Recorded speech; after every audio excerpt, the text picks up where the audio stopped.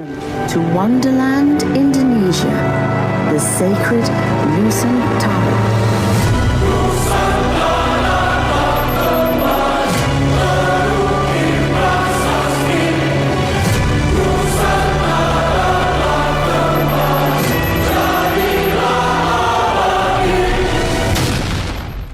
Ada satu hakim yang tidak pernah bisa disuap, tidak pernah bisa diintervensi, tidak pernah tunduk kepada jabatan ataupun kekuasaan.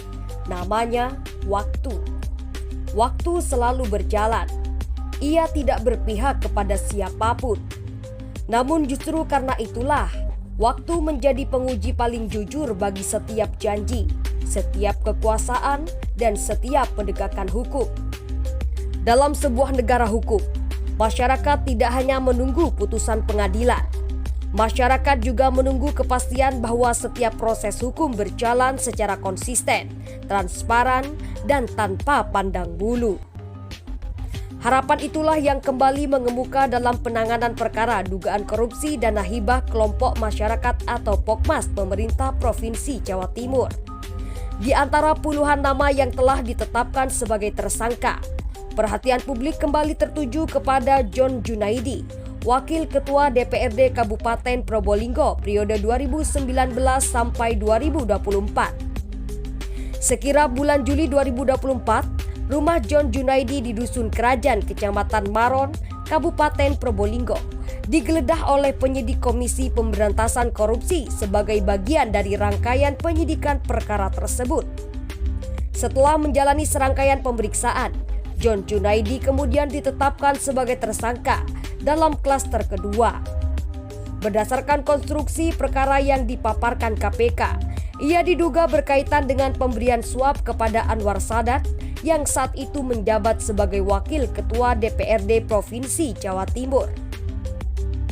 Anwar Sadat sendiri kini masih aktif sebagai anggota DPR RI dan tetap menjadi kader Partai Gerindra. Dalam perkara yang sama, ia juga telah ditetapkan sebagai tersangka sebagai pihak yang diduga menerima suap. Meski demikian, sebagaimana prinsip negara hukum, status tersangka bukanlah putusan bersalah. Seluruh dugaan tersebut tetap harus dibuktikan melalui proses peradilan yang adil. Berdasarkan informasi yang telah dipublikasikan KPK, pemeriksaan terakhir terhadap John Junaidi sebagai tersangka berlangsung pada 5 November 2024 di Gedung Merah Putih KPK. Dalam pemeriksaan tersebut, penyidik mendalami dugaan pemberian uang kepada Anwar Sadat.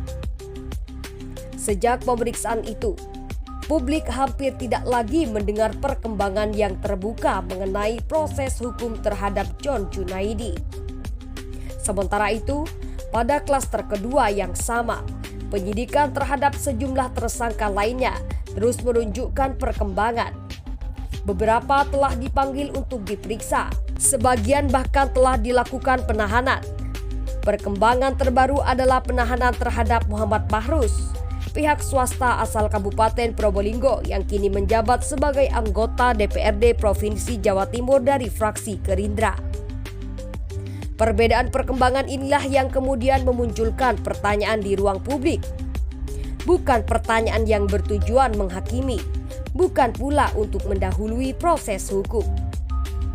Melainkan pertanyaan yang lahir dari harapan agar penegakan hukum berjalan secara konsisten terhadap seluruh pihak yang telah ditetapkan sebagai tersangka.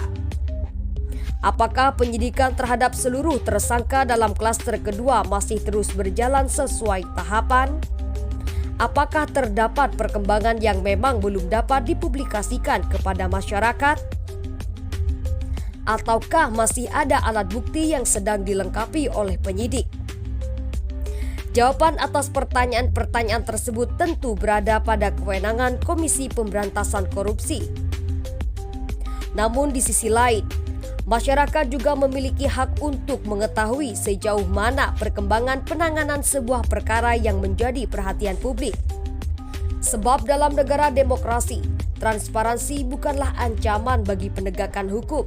Sebaliknya, transparansi adalah salah satu fondasi yang memperkuat kepercayaan masyarakat terhadap institusi penegak hukum.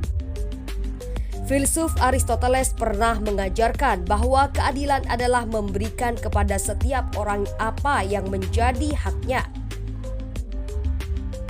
Dalam konteks penegakan hukum, hak itu bukan hanya milik para pihak yang menjalani proses hukum.